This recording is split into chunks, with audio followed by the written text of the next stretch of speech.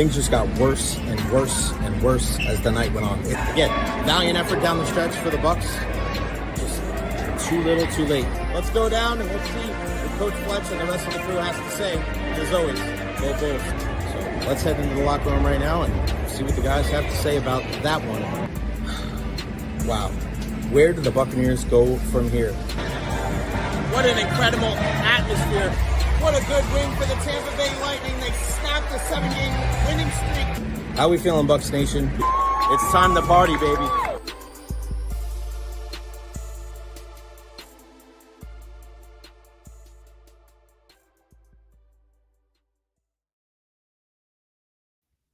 What is going on, everybody? Happy Monday and welcome to the Recher podcast. Here with you, I am Jay Recher. Hope everybody had a wonderful weekend. If this is the first time you're joining us today on the program, thank you. Couldn't do this without you.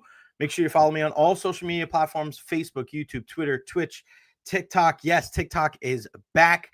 It was gone for a little while, and I know there were certain people out there freaking out, losing their minds, but it is back. I mean, what would people do without TikTok? It's pretty crazy how we are looking at something like a social media platform and people just, what do we do tomorrow? But it wasn't gone for very long. It is back. And yeah, you should follow me on there at Recher. Like and subscribe on my YouTube channel as well. The more likes, the more subscriptions, definitely does help. I'm trying to get over 1,000 subscribers in the next 11 days or so. We're over 800. Let's keep that push going, trying to build up the followers on all of my social media platforms as well. So please do whatever you got to do to help me push out the word here on the Recher podcast, live every day at noon right here in the Tampa Bay area. There's nothing else going on right now. Nobody else talking live and local sports, but you're getting it here every single day on the Recher podcast. And of course, we want to hear from you. Questions, comments, concerns, leave them there at the bottom of the screen. We're going to get into it all today on the program. Our guy Ian Beckles joins us at 12:30 for his weekly hit. We always hear from him at that time. We'll talk all things football. I'm going to start with the NFC or NFL Divisional Playoff round here in a bit. But wow, a lot of action going on in the sports world. We're not even getting into the Australian Open, which I'm up every single night, late night, watching the Australian Open. Unfortunately, our guy Lerner Tien lost last night, so only 2 American men in the quarterfinals, but hey, better than what we've seen in past years. We got the national championship game tonight between Notre Dame and Ohio State. That should be a good one. What happened with the Tampa Bay Lightning over the weekend? Solid win Thursday night and then Saturday night.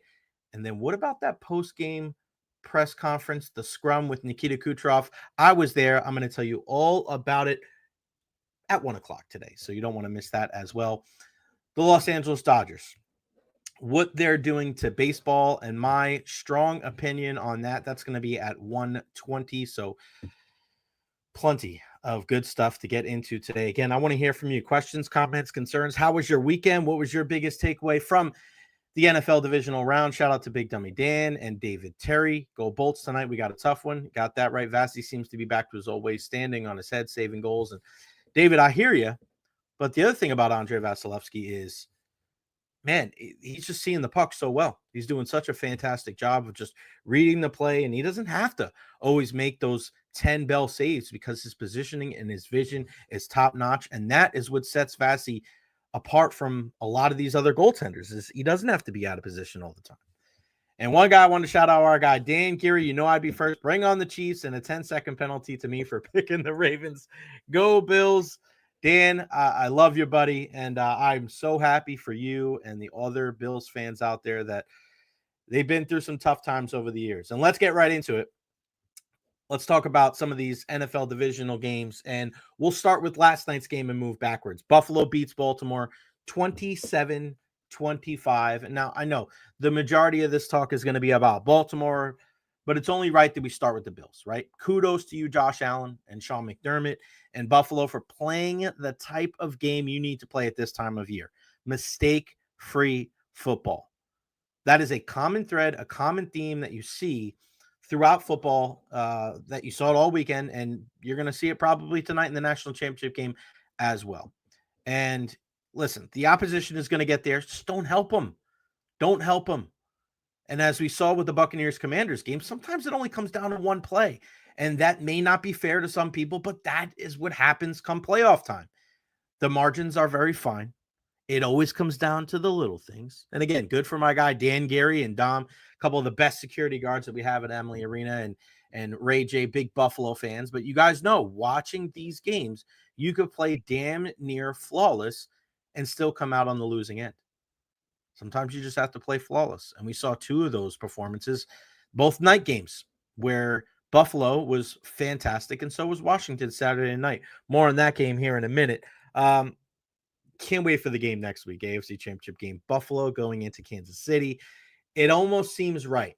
It almost seems like that is kind of this chapter in Josh Allen's career where, Ariel Helwani, longtime MMA and voice for wrestling and just one of the best journalists out there, said this is kind of like Jordan versus the Pistons in the early 90s. He's got to go through Detroit to come out the other side and to lead the Bulls to the championships. And I feel like it's a very similar scenario here with Josh Allen. I agree with Ariel. In order for you to be able to get over that hump and get to the Super Bowl, you got to beat the Darth Vader. You got to beat Patrick Mahomes and the Kansas City Chiefs. It's going to be a great game. I cannot wait. It feels like Buffalo really understands their identity. They know what it takes to be successful. That switch to Joe Brady last year was phenomenal. They focused on running the football. They focused on keeping the ball in Josh Allen's hands in big situations, especially on third down. But look at James Cook. Look at the contributions he's been able to bring to this team. The defenders, the three guys that they didn't have, when you look at Bernard and Milano and Johnson in that game, the first time they played Baltimore, paid dividends in that game last night against the Ravens. And it was just one of those games where you just don't bother me. Leave me alone. This is the game I want to watch. God, man. And it's snowing and it's cold. That's what football is all about. Now, I want to move on to Baltimore. And the big question today and all the rage is who's to blame, right? Is it Mark Andrews for dropping that easy throw for the possible game-tying 2-point conversion or fumbling earlier in the game? Is it on the defense who gave up 27 points and couldn't come away with one turnover?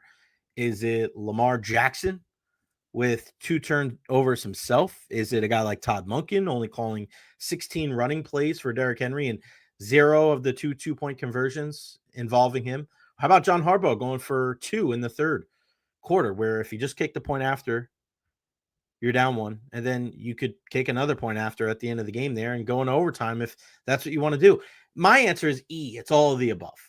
The whole game didn't have a good feel for Baltimore. For all the good vibes and the playoff win last week, they were just not running like a well-oiled machine.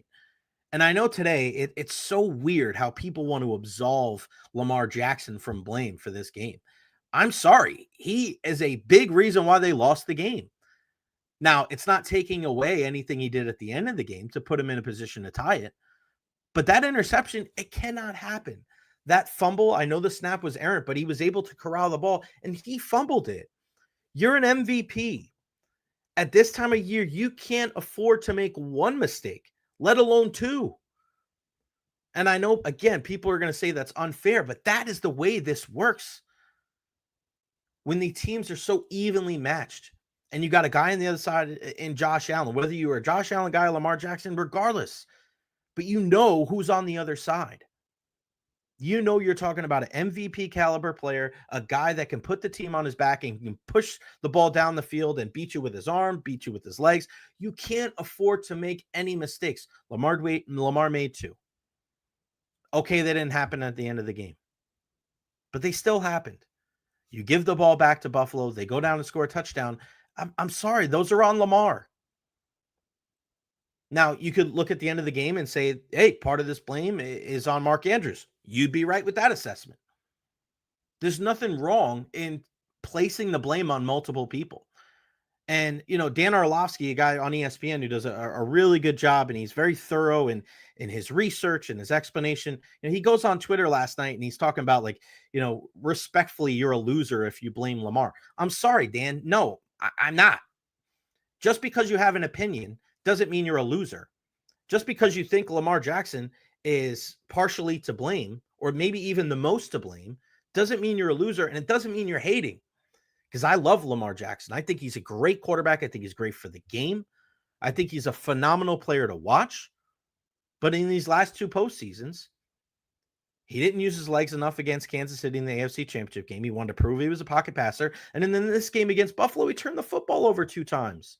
You want to blame Andrews more than Jackson? Fine, that's your prerogative. But the whole reason why they were behind and having to go down the field, Lamar was a big part of that. And you look at the other side, Josh Allen did not make those mistakes. That's why he moves on to Kansas City, and that's why Lamar next week is going to be watching at home from his couch. And that's part of his legacy.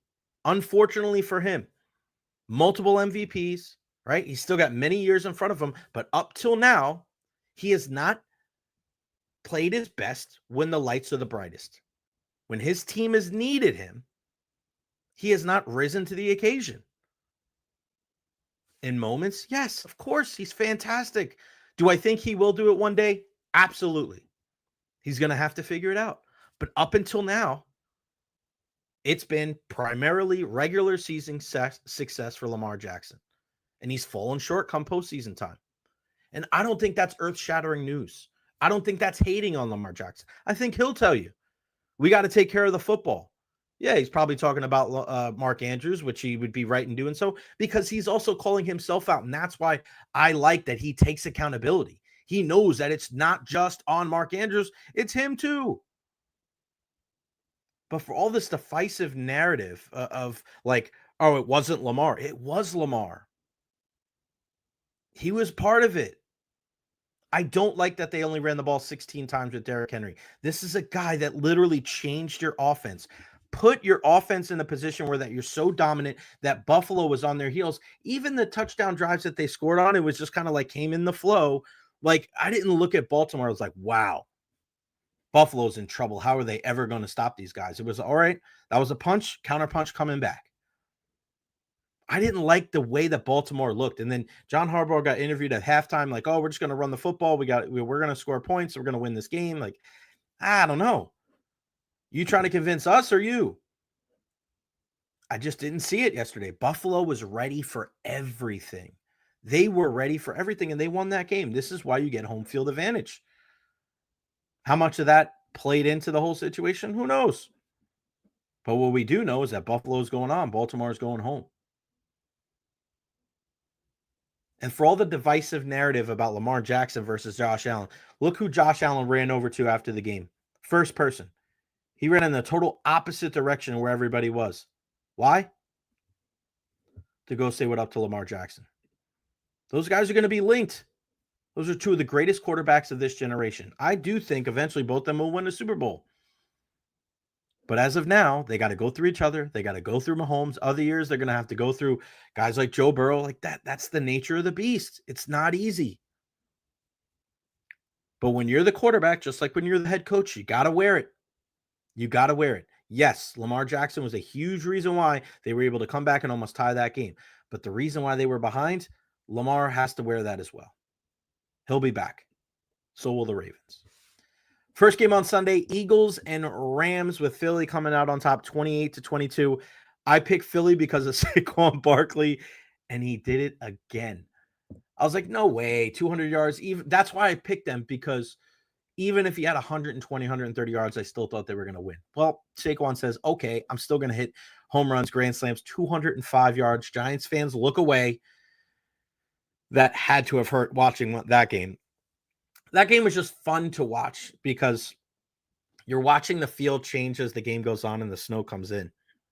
You can tell it's cold, start seeing flurries. You look away from the TV, feel the grass is green. You look away from the TV. Oh, look, there's a bunch of snow on the ground. It was great. I love that. I thought both teams played their ass off. The Rams battled, man. They really did.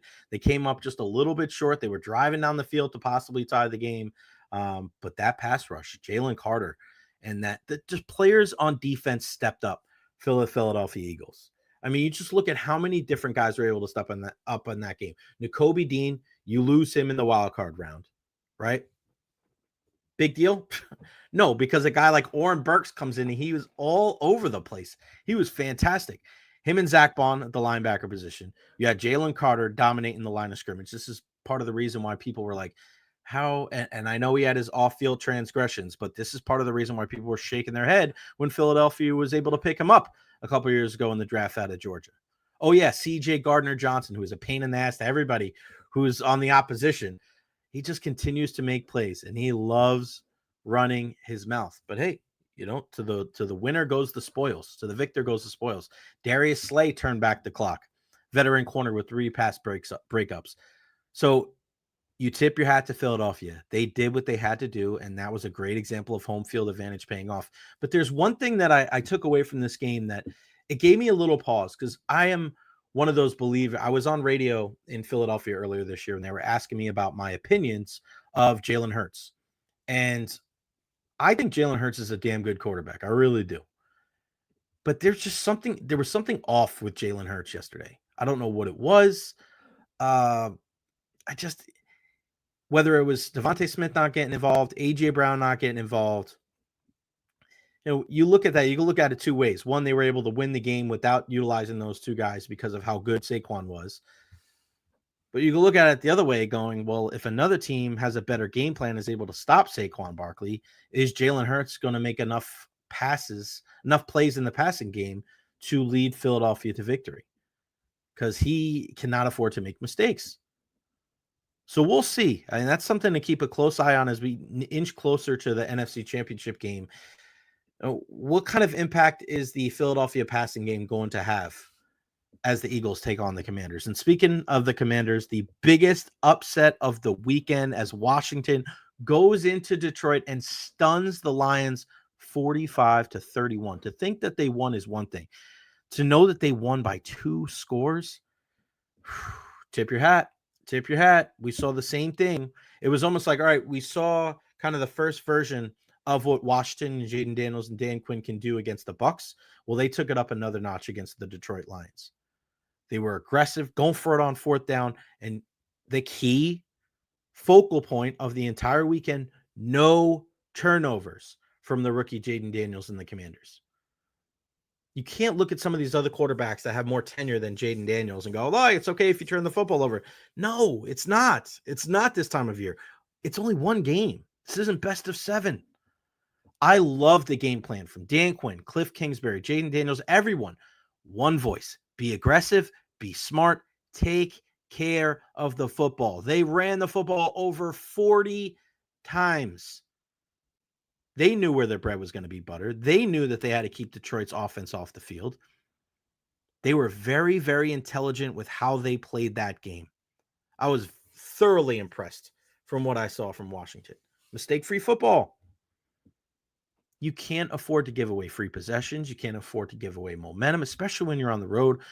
I don't even want to say for a rookie quarterback anymore, because he's not a rookie. Played all the regular season games. Now he's won 2 playoff games on the road. I mean, you're talking about a guy in Jayden Daniels. He's in the conversation for one of the best young quarterbacks in the game. And think about this matchup coming up with Philly, and we'll preview it later on this week. Weather be damned. Philadelphia be damned. Jayden Daniels taking care of the football and using his legs.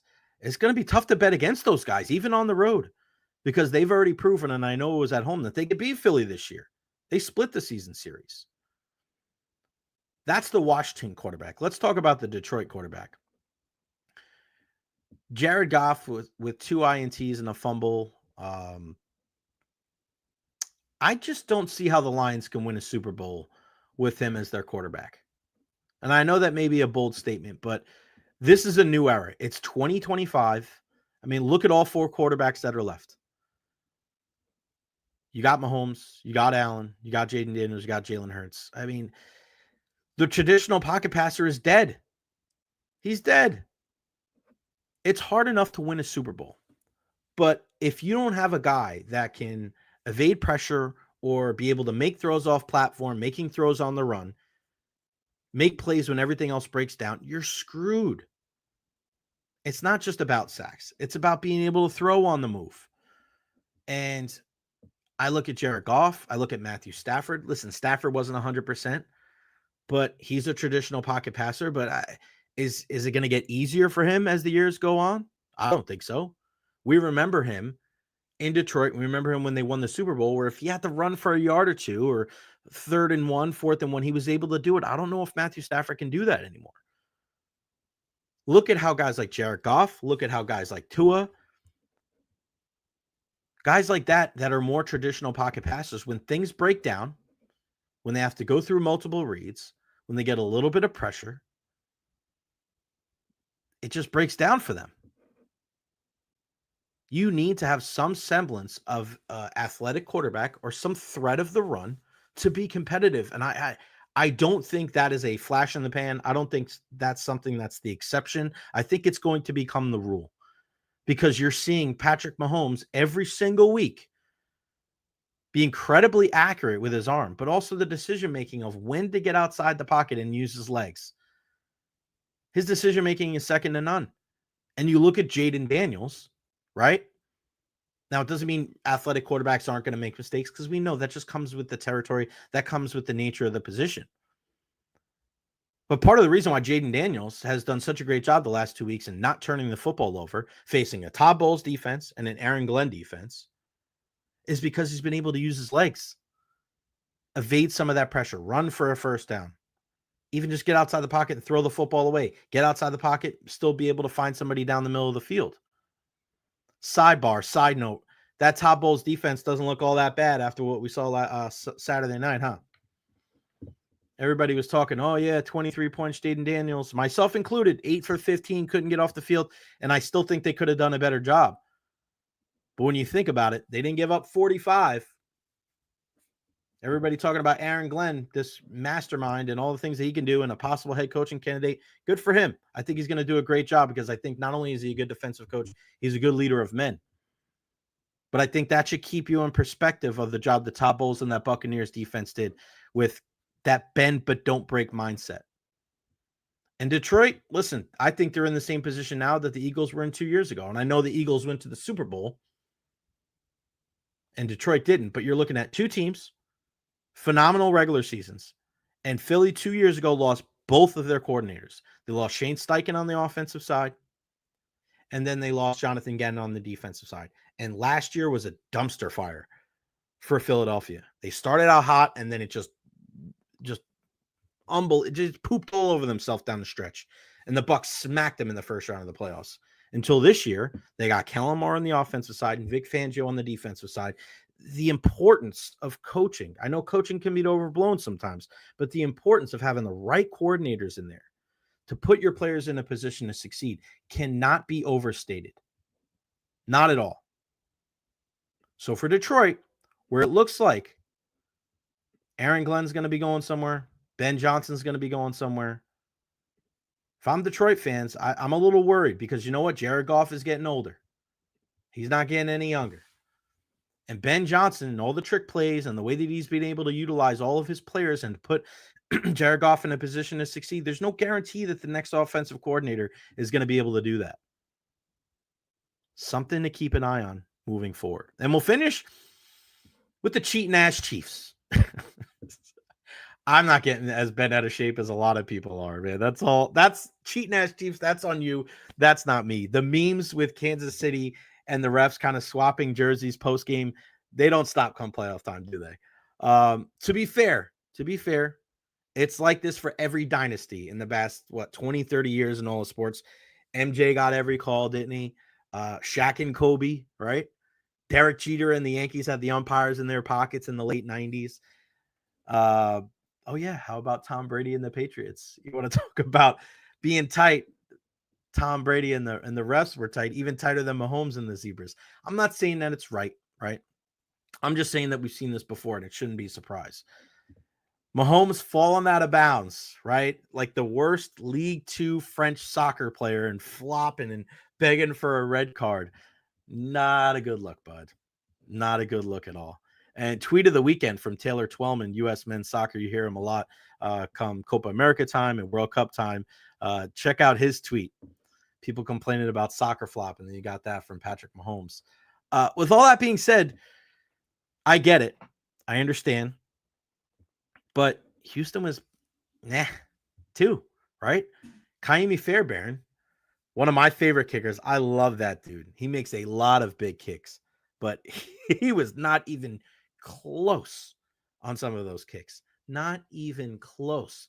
He looked like most of your golf shots out there. Just like those things, they needed the GPS because they were so far off a target. Their location was jacked up. 2 missed field goals, missed point after, and those kind of things are deflating. On one of the touchdown where he missed the point after, the camera went right to D'Amico Ryans on the sidelines, and you could just see it on his face. He couldn't hide it. He couldn't hide it. Those missed kicks are deflating, and that's what happens come playoff time. It doesn't matter where the mistake comes from. And you could take a deep dive into who's to blame. Who's to blame? Was it Liam Cohen? Was it Baker Mayfield? Was it Jalen McMillan for that muffed handoff? It doesn't matter. That shit don't matter. What matters is the Buccaneers turned the football over. Washington was able to get control. They scored a touchdown. They went on to win the game eventually. It doesn't matter if it's Lamar Jackson. Doesn't matter if it's Mark Andrews or Todd Monken or John Harbaugh. The Ravens made too many mistakes to win that football game. Same thing with Houston. And it doesn't stop with Kaimi Fairbairn. And it doesn't start with, or it may start, but it doesn't stop with Patrick Mahomes and the referees. You guys left Travis Kelce wide open. Wide open. You would have thought that Taylor Swift's security was on the field protecting Travis Kelce. 8 targets, 7 catches, 117 yards and a touchdown. Some of those plays, especially on third down, he was wide open. You know that the number one option for Patrick Mahomes is Travis Kelce. There has never been a better combination than those two guys. I'm going to say it right here. Better than Montana and Rice. Better than Tom Brady and Rob Gronkowski. And the reason why I'm saying that is because Travis Kelce, playing so close to the line of scrimmage, it's so effective that he doesn't have to beat his man one-on-one. There's a little bit of a deception there. Sometimes he stays in the block, and you can tell that the Houston defense, they just let their guard down just a little bit, and they're screwed. They know what's coming, and they still can't stop it. Still can't stop it. Tyreek Hill's gone. He's been gone for years. And people are saying, yeah, that combination is really going to really hurt. That combination is really going to take a dip now that Tyreek's gone. That's not what I've seen. All I see is a 35-year-old tight end continuing to ball out. And he's a first ballot Hall of Famer. He blocks, he makes plays, he makes contested catches. He knows when to break off his route and make himself available for Patrick Mahomes. And then let's not forget 8 sacks on C.J. Stroud. 8 sacks. That offensive line should be ashamed of itself because it might have been more if C.J. Stroud wasn't able to evade some of that pressure. We speak so much about the Kansas City Chiefs and what they're good at, and Patrick Mahomes and Andy Reid and their relationship with the referees. And we just mentioned Travis Kelce. How about Kareem Hunt? What a great signing that was for them in the middle of the season. 1 year, $1 million. Led the team in rushing yesterday or Saturday. But I want to talk about the defensive line. 8 sacks. I don't care who it is. Steve Spagnuolo finds a way to put those guys in a position where they're going to be successful. And it dates back to his days with the Giants, that NASCAR package, putting 4 defensive ends on the line of scrimmage at the same time against Tom Brady and the Patriots, the undefeated Patriots in the Super Bowl. I mean, you think about it. If Spags wins another Super Bowl this year, that's 5. I don't know. I don't think there's any assistant coaches in the Hall of Fame, but I think Steve Spagnuolo is one of those guys. Might earn some consideration down the road because they had 8 sacks yesterday against a pretty good mobile quarterback, and only 1 of them came from Chris Jones. 3 from George Karlaftis on the outside. And even when Chris Jones is on the sideline, and there was a picture of him yesterday just out of breath, and it didn't even matter. Didn't even matter because the defensive line finds a way. That's what good teams do. They find a way. And that's something that you see with, I look at a team like Philadelphia and I look at a team like Kansas City. Even if guys go down, even if guys get injured and they get banged up, other players on the defensive side of the ball step up. I mentioned Nakobe Dean going down. Nobody thought Oren Burks was going to play a big factor in that game. That's exactly what he's able to do. Good teams have good players step up in big moments, and that's why those are 2 of the 4 teams still standing. All right, let's continue the football. He's got his phone the wrong way again. Ian Beckles in. Let's see. Good, buddy. There he is. That hood. There we go. What's going on, big man? How you doing, brother? I'm good, man. Just talking all things football. A great weekend of football all the way around. Let's start with the first game on Saturday with Kansas City. Patrick Mahomes and the brilliant. I still don't know how Houston just they can't put an arm on Travis Kelce. 7 for $117, but I look at the offensive line for Houston not being able to keep that Kansas City pass rush off him. 8 sacks. It's kind of wild that we don't talk enough about the defensive line for Kansas City, but Ian, they just continuously every single year ball out, and they're kind of the unsung heroes of this team's success. Well, I was listening to your rant before I came on, and you use a lot of words to say that games are won in the trenches. I don't know where you got that philosophy from, but somewhere along the way, some wise cat got in your mind. Right. I let you know the games are won in the trenches. You know the love I had for Chris Jones back in the day. Right. And Kansas City should know as well as anybody else how it is to lose in the trenches, because that's how they lost at Raymond James Stadium when they were here last time. So everybody focuses on quarterbacks throughout the playoffs, but I swear to God, they are not. The quarterbacks don't win games, because if your offensive line ain't blocking worth of shit, you're SOL. And you know what's funny too? I was thinking about you yesterday because Saquon Barkley going to the Eagles, and everybody was talking about how it was such a great move, and I think this is a very cautionary tale when it comes to paying a running back like a Saquon Barkley for this reason. Ian, their offensive line was intact. It was ready. That was the piece that it needed to really take the rushing attack over the hump. But you can't just say that if you took Saquon Barkley on another team with holes on the offensive line, that he would have been this successful. This is a team that's prided itself on its offensive line play for the better part of a decade or two. And you see, even when guys retire, even when Kelce moves on, even when guys like Jason Peters move on, it's a mentality that the Philadelphia Eagles have, like, hey, we have to be strong in the trenches. But to be able to see Saquon come here and to be able to take a Philly running attack that was already good with Jalen Hurts to the next level. I mean, I know Ponzo was cringing because of, every Giants fan out there could barely watch that game, but it was the marriage more than anything. It wasn't just Saquon going there, right, Ian? It was the fact that he went to a place that not only loved to run the football, but they had kind of the foundation in place with that offensive line. Well, regardless what Saquon did this year with the Eagles, the Giants still had to let him go. I mean, if the Giants had Saquon Barkley, they would have a great running back without an offensive line, without a quarterback, and without established wide receivers. So they'd be exactly what they had been, and they wouldn't have won any games. There's not a handful. There's 2 running backs left in the league, okay? Henry and Saquon. That's it. That are difference makers. If you put Henry or Saquon on legitimate football teams, they become Super Bowl contenders right away. The Eagles are one of those teams. I mean, Jalen Hurts is a weapon. He can't do it himself. We've seen that. But when you put Jalen Hurts behind a great offensive line and behind a weapon like Saquon, you could just hand it off for 200 a game. That makes Jalen Hurts look a lot better, because there's been many quarterbacks come and go out of the league that didn't have the luxury of handing off for 200 yards a game.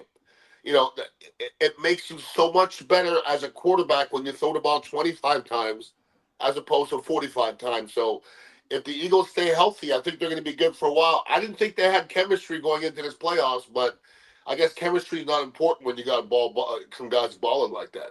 Yeah, no doubt. And you look at the team that they're going to be facing off in the NFC Championship game and the Washington Commanders, and you and I have spoken about how hard it is to be a rookie in the National Football League. And we've spoken a lot about Tristan Wirfs over the years, and just everybody's not like that. Like, don't look at Tristan Wirfs and say, hey, this is how you should play, because that's the anomaly. Jayden Daniels is an anomaly, Ian. And not just the fact that he's able to win these games, but he understands probably as much as any quarterback, you cannot make mistakes. And it may only take one. It may only take one, like we saw in the Buccaneers game, and it doesn't matter who's to blame. But from what you're seeing from Jayden Daniels, what can you say about this kid? I mean, as a rookie, he's going to be in the NFC Championship game. It doesn't matter what I say, because that doesn't happen. It doesn't Right. happen. If you had told me Jayden Daniels and Washington's team was going to go to the NFC Championship, I was at the beginning of the year. I said, "What do you want to bet?" I'll bet you anything. I'll bet you anything. And Jayden Daniels doesn't need my a seal of approval. Now watch going forward. Remember, I said this. In the next 5 drafts, everybody's looking for the next Jayden Daniels. That's what's going to happen. And it doesn't work that way. You're going to go, oh, look at this guy. He's 6'5". He runs well. That doesn't mean he's Jayden Daniels, because the stuff I hear in the periphery and the outskirts of football, what makes him great, okay? And his leadership and the kind of person he is, I think that's what makes you great. What made Peyton Manning great was he had a good arm.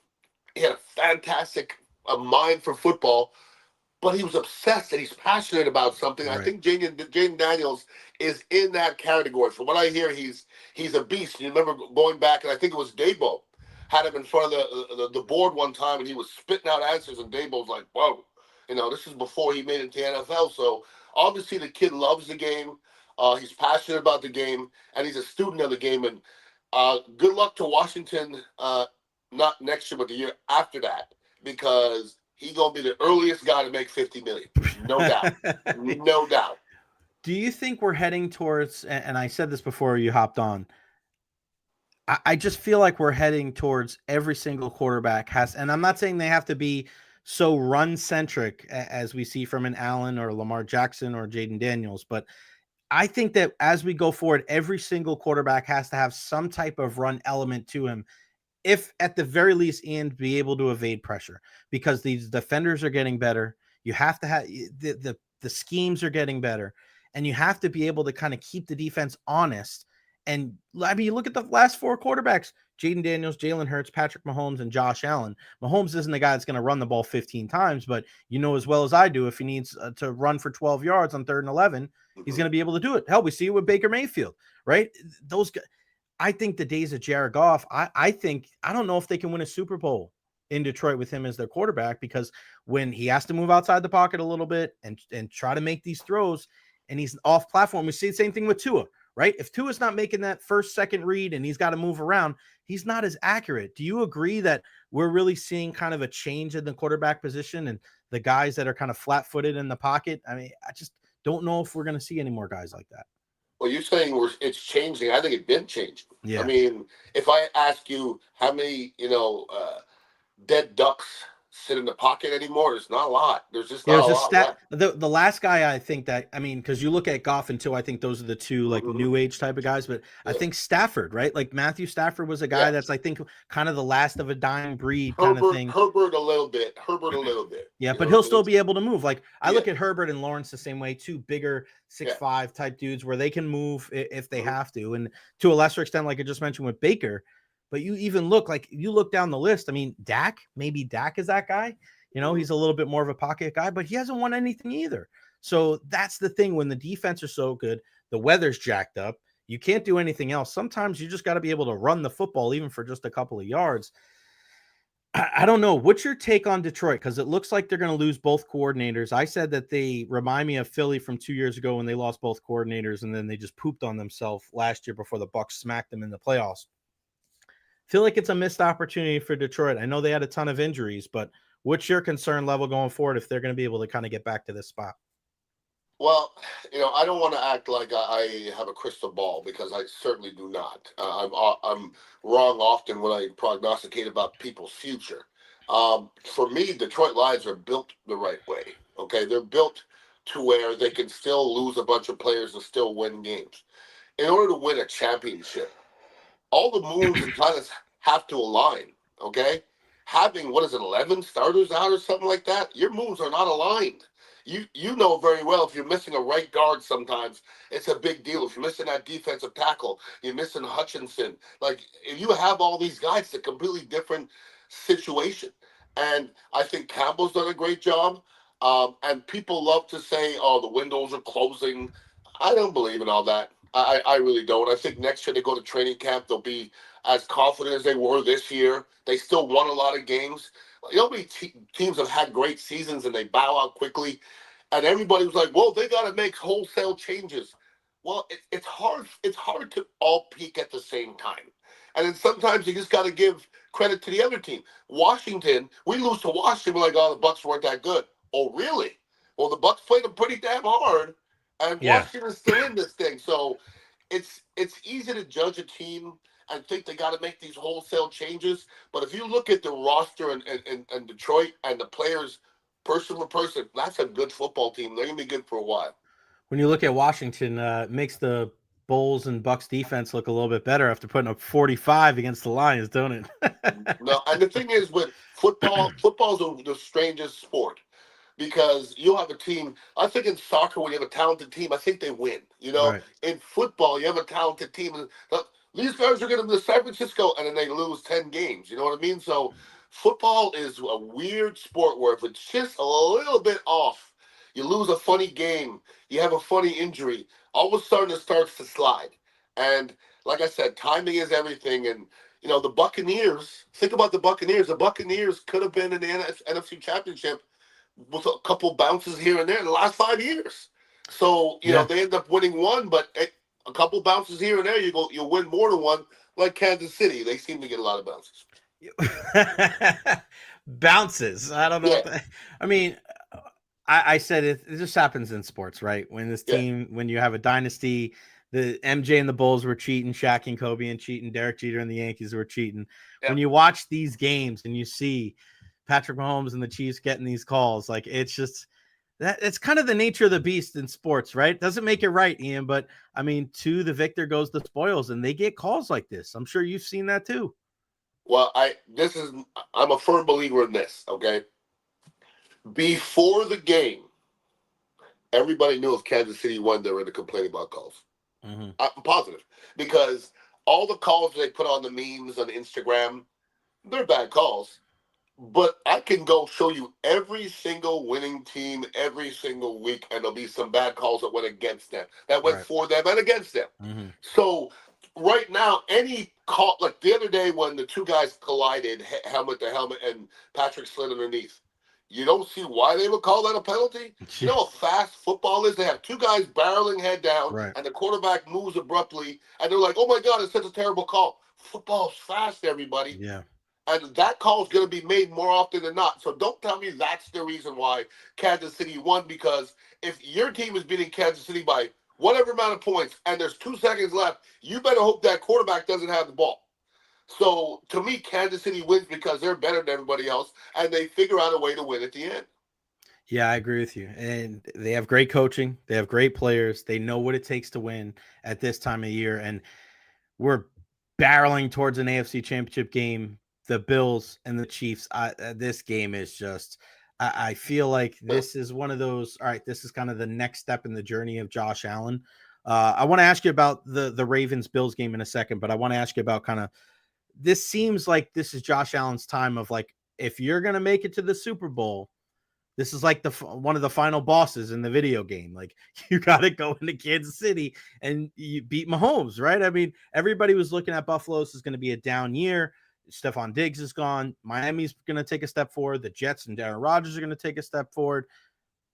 But Josh Allen and the Bills had other plans. Like, how do you see that matchup looking this weekend? As, I mean, this is just, it's must-see TV. Nobody's going to turn away from that game. Well, it's kind of like this was inevitable, and it kind of had to happen in the AFC. This is what I said before playoff starts. I go, literally any team could come out of the NFC, and it almost happened. We almost had a Washington Rams NFC championship. That would have been a humdinger. But I also said on the other side, it's Baltimore, Buffalo, and Kansas City. That's it. Yeah. Mm-hmm. I mean, that's it. And that's where we're at right now. It's almost Baltimore. What happens is Lamar gets all the grief for not being able to win the big one, although I didn't think he played poorly yesterday. He could play better, obviously. But we're at a point now where Josh Allen, if he doesn't figure out a way to beat Patrick Mahomes, the narrative has to start up that they have with Lamar. Yeah. Like Josh Allen's going to the Hall of Fame. But listen, it's a lot of times now you come close and not being able to close the door. Not saying it's his fault, but at the end of it, the quarterback always gets blamed for losses. He gets the blame and he gets the credit. You're right, because as great as they feel today, and as great as Buffalo fans feel today, they're going to feel shitty next Monday if they lose to Kansas City at Patrick Mahomes, right? Yeah. You're not going to remember, nor are you going to care about beating Lamar Jackson in the game at home at Buffalo. You got to go. This is a legacy. This could be I say that too, Ian, but it almost like he has to win the Super Bowl too, right? Because I guess it's one thing to beat Patrick Mahomes, but if you go in and then you lose the Super Bowl, I mean, what do you think as far as legacy and as far as Josh Allen goes? Is it incremental where they take some solace in beating Patrick Mahomes if they do and then lose?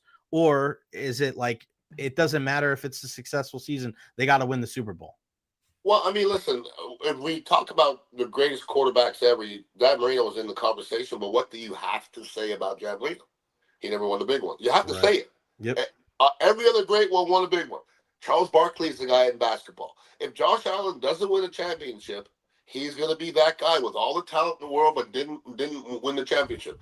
I know a lot of Buffalo Bills fans, probably one of the more loyal fan bases out there. Monica from the Bone is probably the biggest Bills fan I've ever met in my life to a point where it's crazy. I had a conversation with her the other day, and she says, "Who do you think's going to make it for the AFC?" And this was before playoffs started. And I said, "I think the Bills are." And she looks at me, she goes, "Oh, I hope so, because if they get to the Super Bowl, there's no way they can lose, because that would be impossible." And I go, it's more impossible to lose after 30 years than it is to lose 4 straight. I go, please don't say that. I go, it's 50-50 and they make it, period, because there's 2 teams. To lose 4 Super Bowls straight, that's improbable. But to lose 1 40 years later, I wouldn't say that if I was a Bills fan. I still can't believe that happened. And I got a chance to interview Andre Reed a couple of years ago and asked him about that. He goes, "Jay, man, what are we going to do?" He's like, "I look at it as we got a chance to play in the Super Bowl 4 times. Like everybody else is going to look at it that way, but I can't. Like it would ruin my life. Like I just look at it as like, hey, man, we were the final 2 teams. I got to go to the Super Bowl 4 years. We were one of the best teams during that time." And I'm like, good for you, man, because in life, and you know this, it's all about perspective, right? It's not about what happens to you. It's how you deal with it. And then Mark Andrews is one of those guys right now. This is one of the best tight ends in the league in the last 5 years. Mm-hmm. Poor guy. He's done everything he could battling through injuries. He's a great dude. He fumbles yesterday. He drops that 2-point conversion. I don't know if there's many people feeling worse than Mark Andrews on this Monday. No way. And all due respect to Andre Reed, and I liked everything about Andre Reed, I think that's his mentality now. Okay? Right. Right after he lost the 4th one, I promise you, he's probably stayed in his basement in Buffalo for months. Right. I couldn't imagine going to a Super Bowl and losing 1. And just like Monica said, what are the odds? The 4th one, like what are the odds you lose the 4th one? Your team is so good, you make it to 4 Super Bowls, and you can't figure out a way to win that 1 game. I was never blessed to be on good teams like that, but I don't know if I mentally would be able to deal with it. Like I was in it 4 times and I ain't got no ring.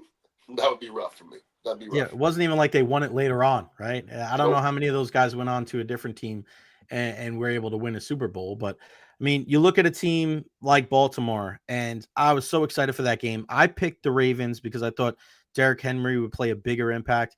16 rushes for Derrick Henry. There's something off about that number. You always say it's not about the yards. It's about the rushing attempts. They were undefeated, I think 11-0 this year when he ran for 85 yards. He ran for 84 last night, which is kind of crazy. What was your take on, did they underutilize Derrick Henry in the game? Well, I just think you have to give Buffalo the credit, because if you keep on giving the ball to Derrick Henry, he's getting 6 yards a pop. We're going to see lots of Derrick Henry. Mm-hmm. So the efficiency wasn't there. What you got to do against a Baltimore is stop them on 1st down, and then don't be 2nd and 4, where you can get a lot of different things in the quarterback running and it's in their situation. Buffalo played some good defense. And listen, if Andrews catches that ball, we might have a different narrative about Josh Allen and Lamar today. So football's a funny thing, man. It really is. We look at athletes and we judge them afterwards solely by winning and losing, when the game is the same. Say Lamar lost that game yesterday. If Andrews catches the ball, they go to overtime, and Lamar wins. We're gassing up Lamar. But today, everybody's going to talk about he can't win the big one. Quarterbacks don't win games by themselves. They can't. In order to complete a pass, the line has to be great. The play calling has to be good. Got to be catches. There's a lot of adjustments to be made. So football is about that whole team. And if one cat breaks down, it can go to the shits real quick. I look at Lamar Jackson too. I think there's such this BS narrative when it comes to Lamar Jackson and Josh Allen, like not liking each other. Like they're competitors, man. They're going for the same thing. They both don't have a ring. But you look, when the game ended yesterday, what did Josh Allen do? He beelined in the opposite direction to go show love to Lamar Jackson. Those guys, because nobody else knows, right? Like, who knows what Josh Allen is going through better than Lamar Jackson, and vice versa. Mm-hmm. Two guys that want to beat Patrick Mahomes, want to get to the Super Bowl, want to win a ring. Both those guys, year after year, MVP caliber players, coming up short.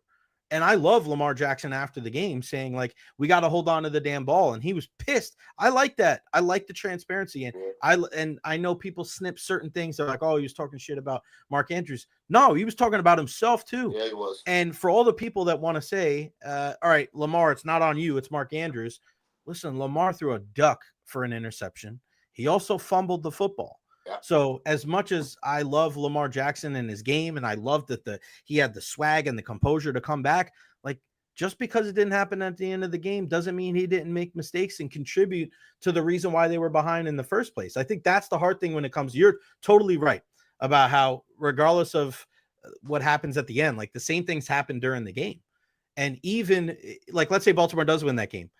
The conversation is Lamar Jackson battles back from mistakes to make plays to help his team win. And it's it's a resiliency narrative. But since they lost, those things still happened, and we can't ignore it. Just because he played at the end of the game, we can't ignore it. Doesn't mean you think he sucks. It doesn't mean that you don't think that he can win the big one eventually. But Ian, again, second year in a row, like, he's got to be more consistent, because you look at Jayden Daniels, who didn't turn the football over. Yeah. Lamar Jackson still has to find that balance in these big games where, all right, yeah, I'm putting the team on my back, but you can't make those crucial mistakes, whether in the fourth quarter or the second. Well, I bet if Josh and Lamar run into each other at Beef O'Brady's, they hug, they give mutual respect. They'll probably sit down and talk about a lot of different situations that only those two would really be exposed to. There has to be mutual respect with people in football, and there's an unwritten respect. Even I'm an old cat, okay? If I run into a new cat and I'm like, yo, I played back in the day, there'll be a little nod of respect. Like, okay, you did it, you understand it. And what people don't understand is you can want to tear somebody's larynx out, but still have the utmost respect. I'll give you a good scenario. In the WNBA with Caitlin and Angel Reese. Every time Angel Reese bumps into her, everybody's like, look how rough it. They're competing. There's nothing Angel Reese wants to do more than beat her, and vice versa. Right. So look at, she's being mean. You're being mean to a rookie? Like, that's sports to me. And I bet they respect the hell out of each other, but hate each other too. You know, Angel Reese is hating on Caitlin. Okay, she's getting all the pub, and she's hanging with Taylor Swift, and Angel's getting some love too. But there's going to be a love-hate thing, and I think Lamar and Josh had the same thing. There's respect, but I bet they don't love each other because the other one is stealing from them. They're stealing money. They're stealing a lot of things from them. So you think Magic Johnson and Larry Bird liked each other back in the day? I guarantee they respected each other and the hug now, but back in the day, they hated each other. How about Tom Brady and Peyton Manning? Hate, but now I guarantee they're cool, kind of. But there can only be one, and that's the thing about the quarterback position too, right? It's so unique. Where in basketball, right, you can join up, right? Brady and Manning are never playing on the same team, never. So that's the thing with, like, you could have these bitter rivals in these other sports, but eventually, like, A-Rod ended up playing with Jeter, right? Like those guys did not like each other, but eventually A-Rod's like, I'll go play third. Football's so unique in that, where at the quarterback position, it's so territorial, where you're never going to see Lamar Jackson and Josh Allen on the same team. There's no super team in that aspect. You're not going to have that. I want to ask you real quick about the Bucs. We didn't mention Chris Godwin last week when we spoke. It's a dead cap hit of $18 million, even if he's not on the team next year. Yeesh. Right? Yeah. So why not bring this guy back? They for will. They 19, will. 20 million. Like the Buccaneers always seem to find a way, don't they? Yeah, yes. And listen, Chris Godwin, it's all going to be about his body, okay? I don't want to hear of how this person came back from it and that person came back from it. I do know this. When it happened, right away I was like, whoa, like something was odd. And I don't like injuries like that, but go back and watch the film and then watch the way his teammates reacted when they looked at it. That's scary to me. Like I don't Mhm. know how bad it was, but when your teammates are hitting their knees and grabbing their heads, that's something backwards. Okay, so when something is on backwards, we never have an idea how they're going to come back. Right. Some don't come back. Some come back better. Some take a year. Some take 2 years. Some take 3 years. Do we love Chris Godwin? 100%.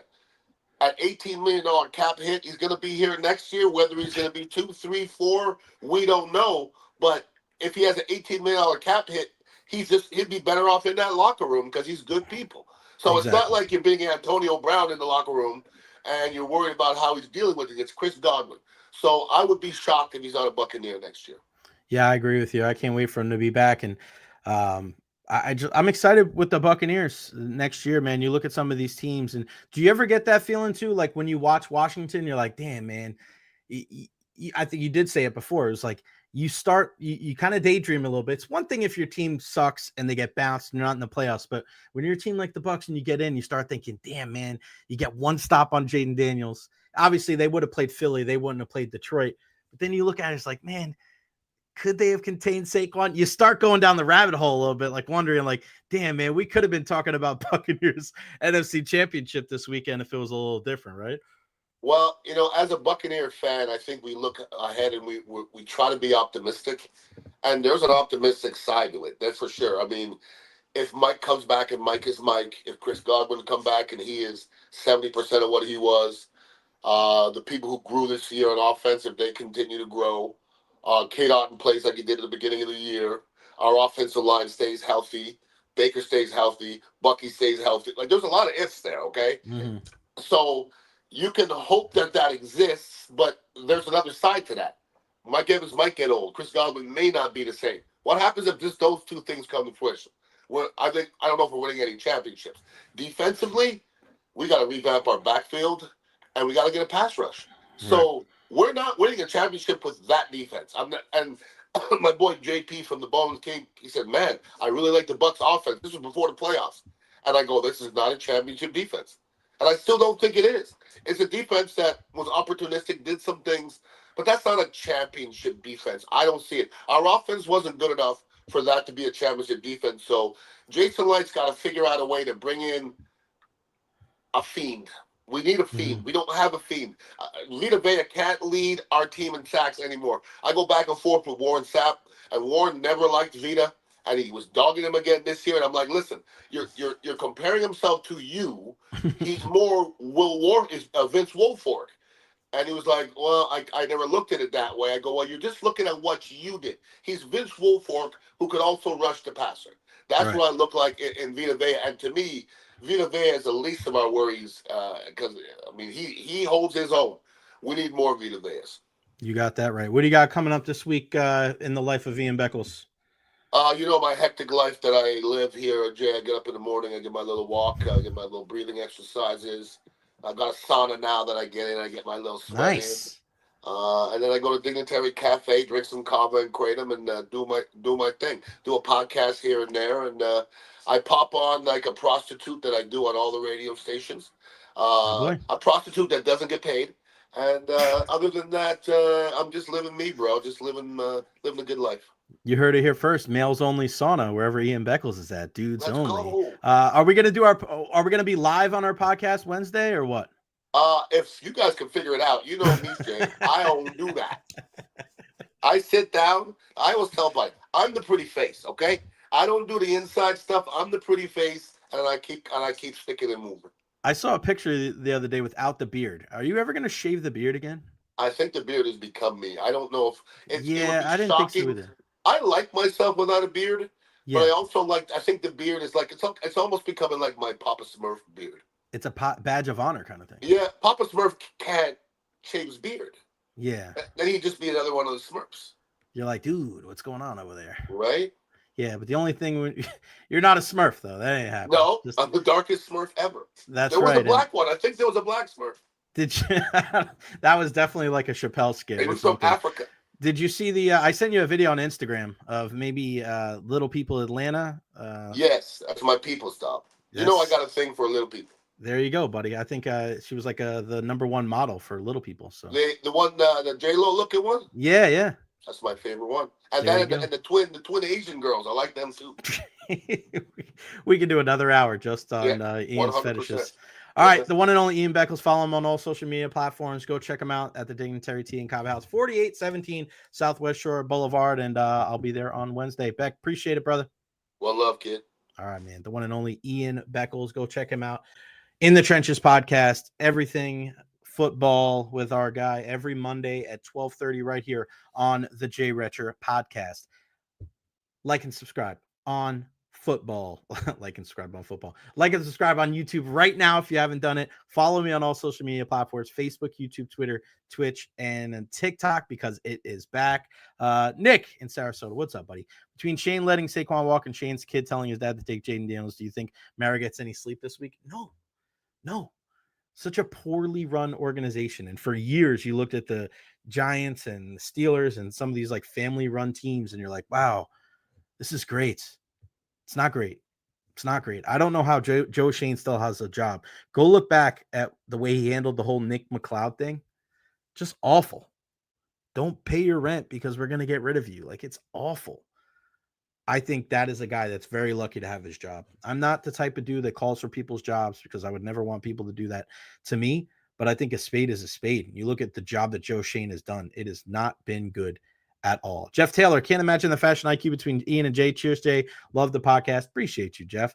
Yeah, you should hear some of the conversations that we have. I got my Pendingos jersey on today, and Ian didn't even mention it. It even has double doink right there. Beckles and Recher on this side. I'm surprised. He probably didn't see it because he was sitting a little bit farther away. But yeah, rocking the Pendingos jersey today. Pendingos back in action. Wednesday night, these are our old school jerseys. Everybody wants to go back to the black and yellow, but I really like kind of the red, white, and blue approach that we have now because we went from like the Pirates colors to the Phillies colors. It's just the way it goes. All right, Lightning back in action tonight. But before we look at tonight, let's look back at what happened last week to the Tampa Bay Lightning, primarily what happened on Saturday night. So Saturday night, Detroit comes into town. Stevie Y. It was really cool to see Steve Yzerman up in the press box chopping it up with Phil Esposito. Sometimes I'm a fly on a wall to these conversations and these people meeting up, right? And I'm sitting there with Phil like I do every intermission, and then here comes Steve Yzerman out of the one area of the press box that is just for Detroit management. And Steve comes out, and you see Phil Esposito and Steve Yzerman embrace. And it's just so cool, man, because you look at it, those are two of the greatest hockey players ever. And they're just like right in front of me, and they're smiling and laughing. And Phil's not like that with everybody, right? Phil is not like that with everybody. But those two guys talking about the Lightning and talking about how good the Red Wings have been playing as of late, that was really cool. After the first period, you look at it, the Lightning are up 1-0, but Detroit is pushing. And the last 6-7 minutes you're watching in that first period, you're going, it's just inevitable that the Red Wings find the back of the net. And then they take a penalty early on in the second period, and then the Lightning put their foot on the gas and did not let up. 4 goals in the second period. They end up winning the game 5-1. Some pretty goals too from the Bolts. When you look at Nikita Kucherov's goal where he dangled through the entire defense, made Kane and DeBrincat look bad before he lasered a shot over the glove of Cam Talbot. And then another one down low where Cam Atkinson made like a behind the back pass behind him to Mitchell Chafee in front. And he was the one that was able to flip it top shelf to put, give the Lightning another goal. I thoroughly enjoyed the way that the Tampa Bay Lightning were able to answer the bell after a tumultuous end of the first period. And I want to take you, this is the difference, that this is the kind of thing that you're going to get here on the Jay Recher podcast that you're not going to get anywhere else, anybody else that's live on the radio, any other podcast, because I am there. I am in the locker room. I am part of these conversations of who we're going to talk about in the locker room. It's different with the Bucks, right? stiff with the Bucks and the Rays. Everybody's in the locker room. For the Lightning, the media, usually headed by our guy Ed Encina, the head of the Pro Hockey Writer Association for Tampa Bay Times. Ed joins us every Thursday. But it's usually between Ed and Eric Erlinson. Like, who are we going to speak to after every Tampa Bay Lightning game? Now, it's a given that John Cooper is going to speak. And it's usually a guy that had some impact on the game. And we're talking about after wins. After losses, unless a guy made an egregious mistake or a guy scored a milestone goal, it's usually the veterans. Like, you'll hear from a Hedman, a McDonough, a Glendening, things like that. Like, longtime vet in the league, defensive guy. Like, they'll speak for the team kind of thing. And I always have so much respect for guys like that. Like, Stammer spoke pretty much after every loss. McDonough pretty much after every loss. Like, Heddy's the same way. Like, that's the great thing about some of these leaders inside the Tampa Bay Lightning locker room. But after a win, we speak to the guy who scored the game-winning goal, or the guy who had a couple of assists, or the guys who have reached a milestone. So we see on Saturday night that his assist on Darren Radish's goal was Nikita Kucherov's 600th assist. So we knew going into the postgame, and you probably heard it in my Recher's Rapid Reaction, that Nikita Kucherov was the guy that we were going to speak to, or one of the three that we were going to speak to after the game. And if you know anything about this Tampa Bay Lightning team and anything about Nikita Kucherov, is that those are usually very interesting conversations to be had. Because as much as Nikita Kucherov loves the game of hockey, in that same vein, he absolutely hates talking to the media. And I got to be honest with you. Somebody asked me this on Twitter, because the video that I posted, and we're going to play for you here in a second. Actually, let's get to the video here. All right. I was able to get this video because I was there in the locker room, and let's play it for you right now. Here's Nikita Kucherov after the game. This is the entire post-game scrum with Nikita Kucherov after the game Saturday night. All right, Nikita, let's start with the play of your goaltender, Andre Vasilevsky. Only allowed one goal last I checked. It was 43 shots. What impressed you most about his play today? Well, he's been consistent the whole year, and nothing impressed me. He's been our best player, so we got to play better in front of him. Nikita, you had a big milestone today, 600 assists. Being able to accomplish that, what does that mean to you? Cool. Good. All right. And that was it. That was it. Nikita Kucherov. After the first question about Andre Vasilevsky from Gabby Shirley, because Gabby, and I'm going to tell you, and then the second question was from Ed Encina, and his only response was, cool. That was it. Cool. And it's such a unique experience because I've been covering sports here in the Tampa Bay area for the last 10 years. And there's no athlete that I've ever dealt with that was like Nikita Kucherov. The majority of the guys are very engaging. They'll give you the time of day. And mind you, we've been in those locker rooms after playoff losses, after Stanley Cup losses, and I'm talking about all the teams. But Nikita just thoroughly hates it. And that is kind of how the pattern goes and the order goes when it comes to asking questions after a game. We defer to Gabby Shirley because she is not only for the Lightning, but also for the FanDuel Sports Network. She gets usually the first two questions, and then you kind of defer to the people that are there all the time. So it'll be an Eric Erlinson, or it'll be Ed Encina, or it'll be our guy, Ben Pierce, the Lightning beat writer. It's usually one of those four people. And I kind of hold myself in that same vein, maybe not more than those four guys, but I think because that's their lone job is the Tampa Bay Lightning. I kind of fit into that bottom end of the first tier, top end of the second tier kind of thing, where I'll step in at times. I might ask the first question to a guy like John Cooper because it's a little different. But in that scenario, nobody stepped in after Ed's question. And why? It's because we're used to the Nikita Kucherov press conferences and post-game scrums. And I don't know whether it's a fault of the local media or a fault of Nikita Kucherov. you kind of understand what the relationship is and how the questions are going to go.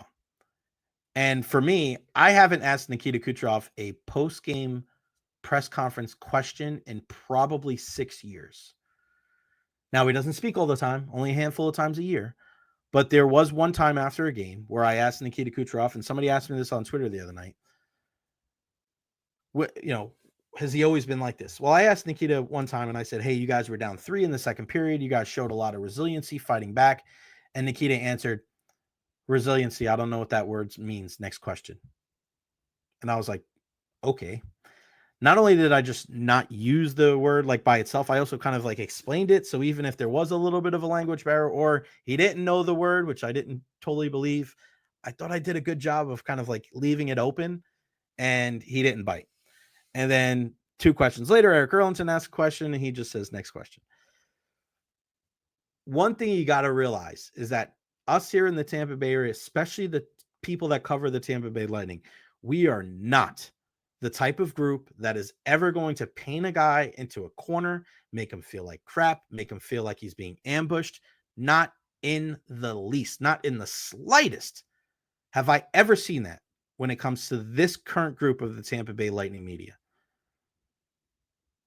But there's a back and forth, right? There's also like a hesitancy now, knowing that Nikita doesn't want to do it. You want to get the quote because, listen, it's part of the gig.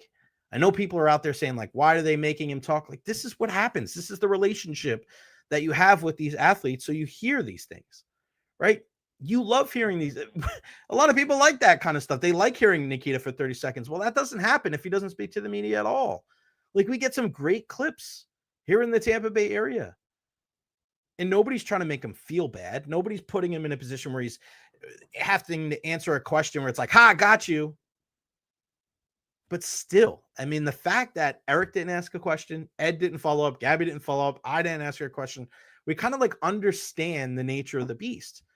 And I do feel a little bad because even though there's a lot of fans out there that love it, there's also like, I would love to know a little bit more about Nikita Kucherov. I would love to know a little bit more about what makes him tick, because he's not a bad guy. I got to admit, I was pissed at the first time when he said next question, but I got over it because it's just, that's who he is. If you remember back 2 years ago in Toronto for the All-Star game, I got a chance to talk to Nikita Kucherov in the press conference, and he was a lot more articulate and a lot more loquacious. I spoke to him 3 years ago. I think it was down in South Florida for the All-Star game, and he was a little more guarded. But in Toronto, I was the first person there. And I said, hey, Cooch. I said, hey, what's up? And then I asked him a question about what it meant to represent Tampa Bay and the Lightning. And he gave a nice long response. He kind of understood, like, all right, it's the nature of the beast. I got to do this. And he had a much better disposition about it. And I got to be honest with you. Every single time I see Nikita Kucherov, whether it's walking, around the building, and every time I say hi to him, he always says hello. He doesn't really engage into much of a conversation, but he's always very respectful. He's very quiet. He's very, aloof and to himself. And I think over time, I've just learned, like, that's who Nikita Kucherov is. I would love to see more from him, but that's, regardless of what his reason is. And I hope that we'd be able to see more of him, but that's just not who he is.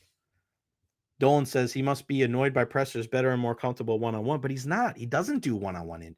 That's the biggest, I think, misconception about this entire thing when it comes to Nikita Kucherov. He doesn't do a lot of press conferences. He doesn't do a lot of post-game scrums. He doesn't do a lot of one-on-one interviews. He doesn't at all. And I know this for a fact. So he's not annoyed because he has to do a ton. He just doesn't like doing them at all. He does his, when we go to media day, he's up there, and it's the shortest one out of all of them. He looks pissed the entire time. And we only really ask for him, and he only really speaks in post-game scrums after a historic night. You got to talk to him after Saturday night. 600th assist, highlight reel goal, big win over Detroit. Like, he's an assistant captain. Like, he probably speaks the least amongst captains or assistant captains in the entire league. And we've kind of just gone with it. Now, I don't know if I say I want it to change, because at the end of the day, the most important thing is what he does on the ice. but I would love to hear a little bit more because I know it's in there and I've talked to him before. He's a great guy, but he just hates those post-game press conferences so much. It's almost laughable, man. And the fact, and I don't know, like, I don't know if you look at our media and people on the outside look at the media here locally, like you're not doing your job, because you see it from both sides, right? People here locally are like, I can't believe, why do you keep doing this? Why do you keep bothering the guy? We don't bother the guy. You're hearing a firsthand account of somebody that's been there for a decade. Eric's been there longer than me. He didn't ask a follow-up question to Kucherov because he understands. We're not trying to poke the bear. We're not trying to make the guy feel bad, but we're trying to do a job here to make sure that he speaks a little bit. And that's the other thing. He doesn't like speaking about himself. That's why the answer that he gave about Andrei Vasilevsky was a lot more thorough than the answer that we got about himself. It's going to be 1 and 2 word answers.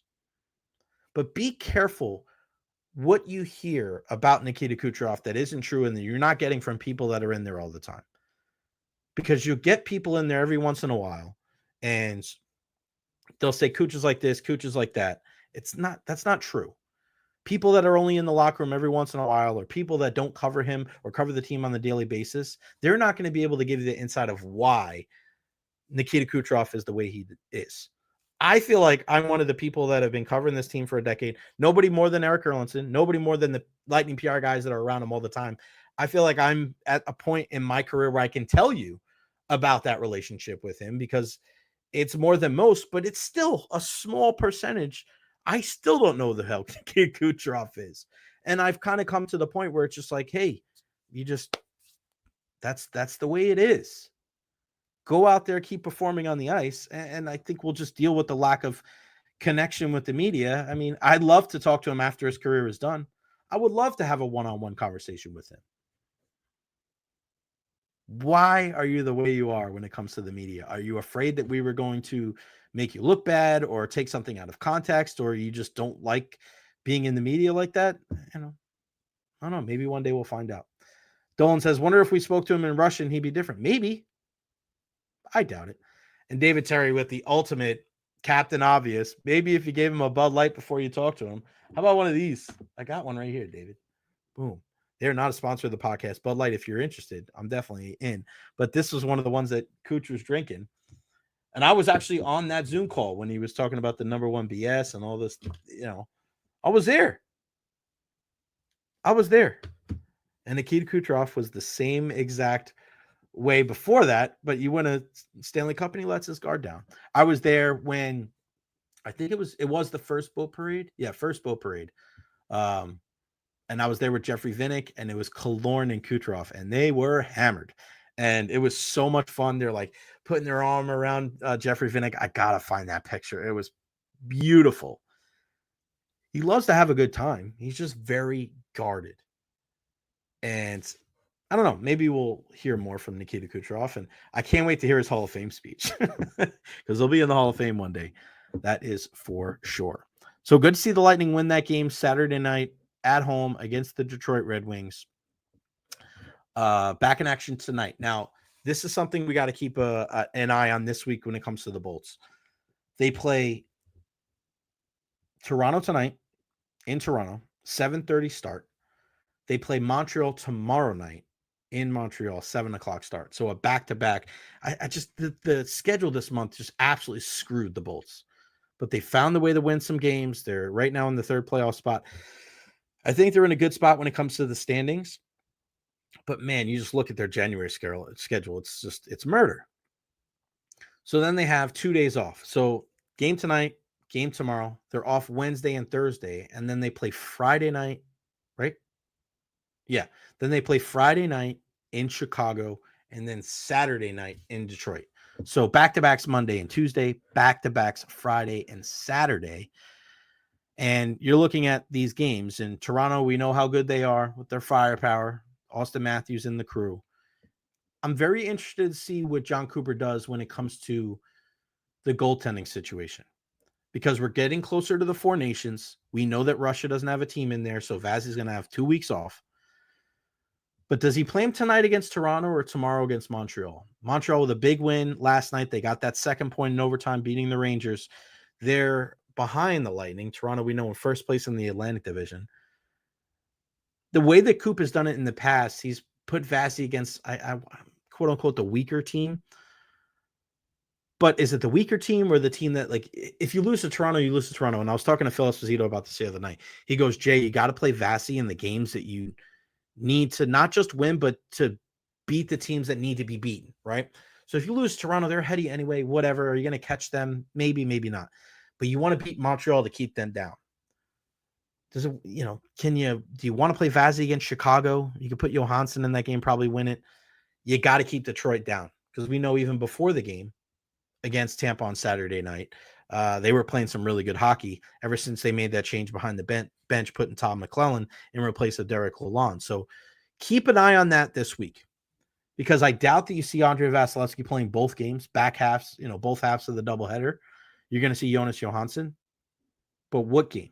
Or do they surprise everybody and play Vasi in both? Like, let's say Vasi plays tonight and tomorrow, knowing that he's got some time off coming up in early February. Certainly something to keep an eye on as we get closer to the game tonight. Puck drop 7:30. Max Crozier recalled from AHL Syracuse. And I know people were looking at him getting sent down and people saying, all right, this means Eric Chernak is coming back. That's not necessarily the case. I wouldn't be surprised if you didn't see Chernak. It wasn't as bad as they initially thought. They were hoping to get him back on this road trip.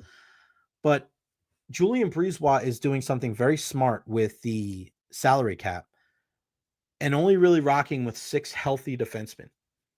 So the fact that he called Max Crozier up, I think he only calls him up if he knows that he's going to go back in the lineup. I doubt that he even left the team. He was probably still with them the entire time. But you send him down yesterday to make sure that that day of salary for him comes off the books. You add that to what you need come trade deadline time. And then he's back in the lineup tonight. I thought he played a good game against Detroit. I liked Max Crozier. Ideally, I would want him. My 6 defensemen that I would want Hedman. I would want Moser. That's my first pairing. I would want Chernak and McDonough as my second pairing. And I want Crozier and Lilleberg as my third pairing. They have great chemistry, and teams need right-handed defensemen. Don't be surprised if Darren Radish or Nick Perbix gets moved at the deadline for another piece.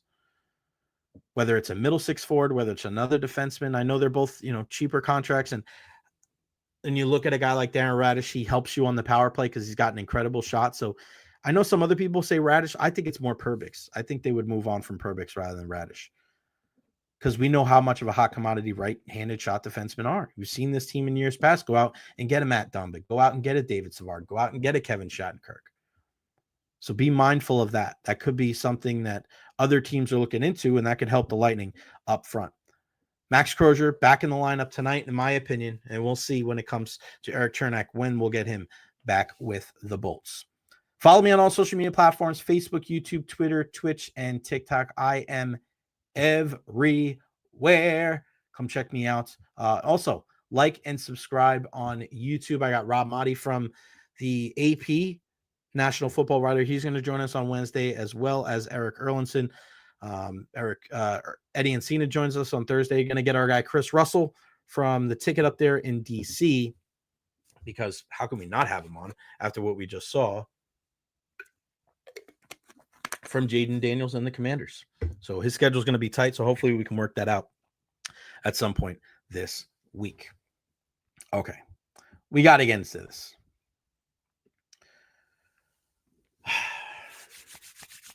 I know we're in the middle of football season. We're in the middle of hockey season.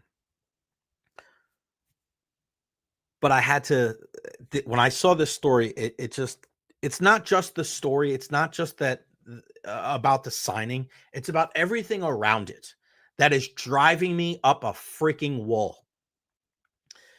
After signing reliever Tanner Scott to a 4-year deal worth $72 million, I, along with a lot of other people that love baseball, we've had enough of the LA Dodgers this offseason. So let's get this straight. A year after going to get Shohei Ohtani and winning the World Series, they get arguably the best available starting pitcher internationally in Roki Sasaki domestically in Blake Snell, arguably the best reliever in Scott. You re-sign Teoscar Hernandez. You also bring in outfielder Michael Conforto. You get Korean infielder Hae-Sung Kim. I mean, what are we even doing at this point? And the majority of these guys, dating back to Ohtani, are deferring a ton of this money. So it's being spread out long after their playing days. Thank you very much, Bobby Bonilla. And it's funny how the MLB and people that don't have an issue with this, how they're spinning it, saying things like, don't be mad at the Dodgers. Make some noise and force your own owners to spend more. I saw that last night from Cam Maben, and I really like Cameron Maben. Had a heck of a career. I love some of the things that he does now when it comes to the media and on social media. I like how he's trying to promote the game. But Cam, my guy, are you freaking kidding me? Honestly? Like, we've been yelling and screaming and sending freaking smoke signals, practically begging Stu Sternberg to spend more money. You think we're ever getting a $150 million payroll? 140, 130? We got almost 100 last year, and he's telling us that I'm taking a loss on my P&L statement. Like, people that are having trouble putting food on the table and keeping a roof over their heads. Yeah, that really resonates with them. It doesn't matter. These owners aren't going to spend regardless of what the fan base says. Okay? And it's not just about Tampa. Go tell fans in Cleveland to make more noise. You think they love seeing Francisco Lindor get traded to the Mets? They love that.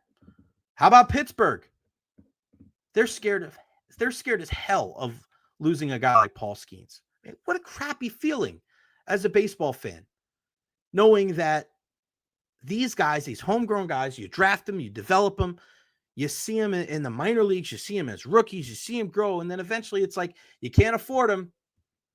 They're going to get rid of them eventually. What an awful feeling. Part of the reason why you love sports and you love these teams is because you want to invest in them. It's not just your money. You invest your time. You invest your energy. You go to autograph signings. You show up early to these games. You stay later to these games. You follow these guys' lives on social medias. You support their charities, right? Like, there's just so many different things that go into this. But yeah, be more vocal, because that's going to change the mind of the owners. That's no way. No freaking way. Don't patronize those fans. My goodness. It's bullshit, man. It's not real. It's not true. This is not on the fans. Don't give me that. And it's funny, because if this was the Yankees, way more people would be losing their freaking minds. Because there's like an East Coast bias thing when it's like, the Dodgers are doing it. You know, it's kind of like an out of sight, out of mind type of thing. You know, most of these guys are going to be playing when, you're fast asleep anyway. Don't believe me? Look into Mets owner Steve Cohen, who ever since he's taken over has been more than willing to go into the hundreds of millions when it comes to the payroll to help his team. And when he does that, what does the team do? Or excuse me, what does the league do? The league steps in to levy a quote-unquote Cohen tax. And even he's okay with it, because it's like, all right, hey, I'm willing to spend my money. I'm willing to pay the luxury tax, the penalty. Okay, but I want to make sure that there's a competitive balance. And if this is what you guys think is right, fine. But crickets from the league when this happens. Cohen's not happy with it. I just think about it, man. Like, Shohei's making $2 million until he's 39. And then $68 million per year until he's 48. Sounds perfect, right? Sounds logical. Sounds like, yeah, it's awesome. A lot of these other teams out there can really commit to be able to spend that type of money in future years, to be able to spend $68 million on a guy that won't even be playing for the team. Go look at the freaking payrolls of some of these teams the last couple of years. Ridiculous. This sport is dying. It is dying. You're trying to make it more fun and appealing and speeding the game up and making it so the regular season games are entertaining. and meaningful. This does the complete opposite. It does. I'm not even saying that this is going to make like the Dodgers an unstoppable force, because we know baseball is different. It's not like the team that spends the most money is going to win every year. But again, how does this grow the game? It's ironic with all this money being thrown around that it actually cheapens the product. Don't go out to see your favorite team Wednesday night because your favorite player might be gone. He might be an LA Dodger, and he'll be playing in the third inning when you're on your freaking fourth dream of the night. Baseball just can't seem to get out of its own way. It's awful. It's stupid. Like, this kind of thing is ridiculous. This isn't, all right, a team that hasn't won a Super Bowl or hasn't won a World Series, or hasn't won a championship, just wants to make this big splash in free agency. And then the next couple of years, it's like, all right, you take a step back and you don't. This is just spending upon spending upon spending. This is the rich getting richer. You want to talk about having a salary cap? Fine.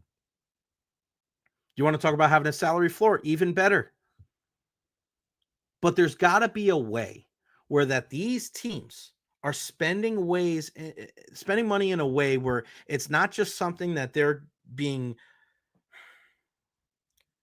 that they have to take care of more of what they're doing right now, right? They're spending all this money on Shohei Ohtani, and they're writing a check and saying, like, we'll pay for this later. This isn't layaway. Let's get rid of layaway in the major leagues. The Chris Davis contract, the Bobby Bonilla contract, it was cute. It's fun to joke about. Happy Bobby Bonilla Day. That's great. But this thing cheapens the product. Nobody wants to see this. And I'm just blown away that people don't care. Because I guarantee you, these same people, a lot of the same people back in 2009, when the Yankees went out and signed CC Sabathia and Mark Teixeira and AJ Purnett, those same people were having a freaking cow. But now, since it's the Dodgers, it's not that big of a deal. Go tell your owner to spend more money. Like, they're going to listen to us. Get freaking real. This is another thing where baseball doesn't know how to get out of its own way. Why give people a reason to not consume your product? You are struggling for your viewership. You're struggling for consistent attendance. You're struggling for that young audience. You're trying to speed up the game so people can consume it better. You're helping it. But are you really getting down to the core issues that people have with baseball? Because nobody complains about how long a football game is. People don't love football because, oh, it's quick, it's in and out. No, they don't. People like football because it's an entertaining product. People like football because there's people from all walks of life that play it. You can get a guy from the deep country playing the offensive line and a kid from the inner city playing wideout. And they can get together and they can win Super Bowls. There's a relatability factor to it. There's a toughness factor to it. There's the ability to play inside, outside, weather. Obviously, it's on every game is on a major television network, so that helps too. But I don't think that's part of the reason why people don't like baseball. Part of the reason why they, wish it could be a little bit more consuming or a little bit more palatable, yes, to speed it up. But when you have all of these stars going out west, there's no excitement for MLB free agency like there is for NFL free agency. There's no excitement for the MLB draft than there is for the NFL draft. And I know that's because some of those players go to the minor leagues and you may not see them for a couple of years. But why not focus on that? Why not focus on trying to build these stars when they're younger? Part of the reason why you are invested in guys like Tom Brady is because he got drafted in the 6th round, number 199 overall. But he got drafted by the New England Patriots behind Drew Bledsoe and then came in and never gave up the job. But he was a New England guy. Don't tell me this thing doesn't matter for guys in Boston. He was a New England Patriot. Then at the end of the career, hey, you did everything you could to bring 6 freaking Super Bowls to the Patriots. You look at Kobe Bryant. You look at Derek Jeter. You look at these teams and these fan bases and these communities that invest in these athletes. It's important to them. So you have situations like this. I just don't get it. I don't get how something like this doesn't raise a red flag to people. I've always been a person that has said, I'm okay with the no salary cap in baseball. Go out there, spend the money that you want. And if you spend over a certain amount and you're willing to pay the luxury tax, like we see from teams like, the Dodgers are obviously paying it, but if you see it from a team like the Mets, hey, more power to you. But the fact that these guys have found a loophole to defer this money. I mean, it's one thing to defer a Bobby Bonilla. It's one thing to defer Shohei Ohtani. You're deferring money for Tanner Scott? Really? I mean, you just look, and I go to Spotrac a lot. They do such a great job. And you just look at Shohei Ohtani's deal. It's a 10-year deal, $700 million, and $2 million from 2024 to 2033. And then starting in 2034, when he's 39 years old, he gets paid $68 million until he's 48 years old in the year 2043. All right. That's him. Let's look up a guy like Tanner Scott, a relief pitcher. Okay. $21 million deferred. Details to be determined. So we know his annual salary is not going to be $18 million a year if he has $21 million deferred. They found a loophole, and the major league officials just kind of sit on their hands like it's no big deal. Like, yeah, people love this. People love to see Blake Snell go out there. Blake Snell has done such a great job of thwarting the Dodgers the last couple of years as member of the Pirates and the San Francisco Giants. Now he joins up with them. Look at their rotation. Ohtani, Sasaki, Yamamoto, Blake Snell, and Tyler Glasnow. That's great. It's awesome. How many of those guys did they draft and develop? Oh, that's right. None. International free agency, hey, it is what it is, right? They go out and sign Yamamoto last year. They get Sasaki this year. There's got to be a cap on something. Major League Baseball has to figure it out. There's just no way this is good for the game. I would have loved to see Sasaki go to like Toronto. Find ways where you can build up the product in other cities and get people to invest. Because if not, you're going to have situations like this. Don't give people reasons to turn off your product. That's what you're doing right now. It's not fun. It's not fun. And think about being a Rays fan. You know you're not in on players like this. And for all the people that will say, well, they were in on this guy, they were in on that guy, I don't want to hear anything about that. You can also send a direct message to a famous person on Instagram. Doesn't mean you're having a conversation with them. So spare me the details of the Rays were in on Juan Soto, the Rays were in on Sasaki. That's fine. Until they sign one of those guys, until they sign a Bryce Harper, until they sign a Freddie Freeman or sign one of the other high-profile free agents, spare me that discussion and spare me that talk. Because they could say whatever they want. Ohtani signed for $700 million. If you say the Rays offered him a deal worth $500, what does that matter? They're not going to call his bluff. He's not going to sign that deal. He wasn't signing for anything less than $6 million. So that makes you feel better, then that's your prerogative. But you can believe that. I'm not believing that shit. Not for 1 minute. Make sure you follow me on all social media platforms, Facebook, YouTube, Twitter, Twitch, TikTok. How do you feel about that whole situation? I know my guy Dolan, baseball suffers because of no salary cap. I know there's a lot of people that feel that same way. For many years, it was the Yankees, but I think what the Dodgers are doing right now is way worse than anything the Yankees have ever done concerning the salary cap. Worse than the Yankees, worse than the Mets, and unless they figure it out, that's just what you're going to get. You're just going to contribute to the death of this great sport, and it's shitty to see. Shitty to see. All right, we'll wrap up the show today talking about what we got going on tonight, the national championship game. I am jacked up for this one. Notre Dame Ohio State. Where are you watching this game? I'll be watching it right here from my house. It's kind of weird to look at the rankings too, because these are obviously the college football playoff rankings, but Notre Dame, the quote unquote 7 seed, a 14-1 record on the season. Ohio State, the 8 seed, 13-2. The Buckeyes, 8.5-point favorites in this one. Over 45.5. Notre Dame is plus 300 on the money line. And I don't know if this has anything to do with what we saw back 12 years ago now in the national championship game between Notre Dame and Alabama. But I just feel like this has Ohio State blowout written all over it. I pray that I'm wrong.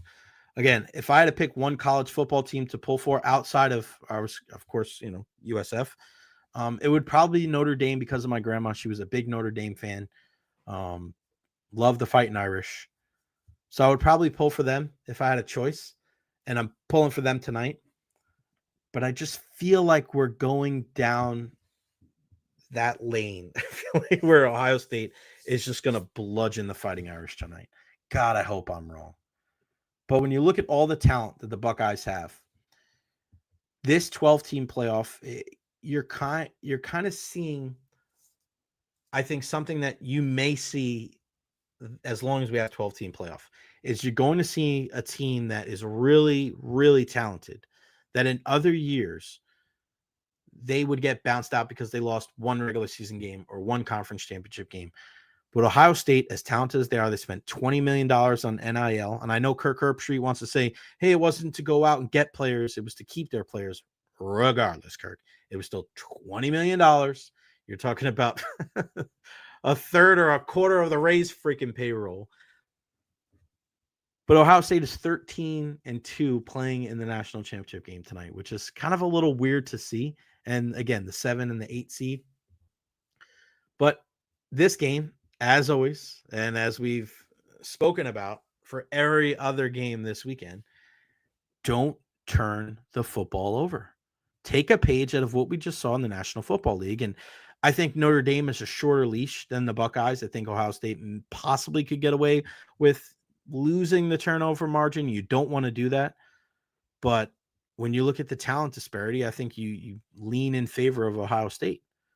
The Buckeyes have won the last 6 games in this matchup with a 17-14 win last season. And how great is it to see Will Howard and Riley Leonard, 2 transfers, come in here trying to make history. We saw Will Howard at K-State, Riley Leonard at Duke. And I look at the way that both of these teams were able to advance to the championship game. And we saw how tough that game was for Notre Dame and Riley Leonard against Penn State. And Drew Aller throws that crushing interception late in the game. And you look at Will Howard and Ohio State and how Jack Sawyer was able to turn over Quinn Ewers and take it to the house for a touchdown. So if that is not more of an inclination or more of an example of how important it is to take care of the football, I hope both those teams tonight play as mistake-free football as humanly possible. David Terry says, let's go Irish, took the 8.5 points. It's probably a good bet for you. Probably is. Don't know if it's a smart bet, but we're going to find out in that game tonight.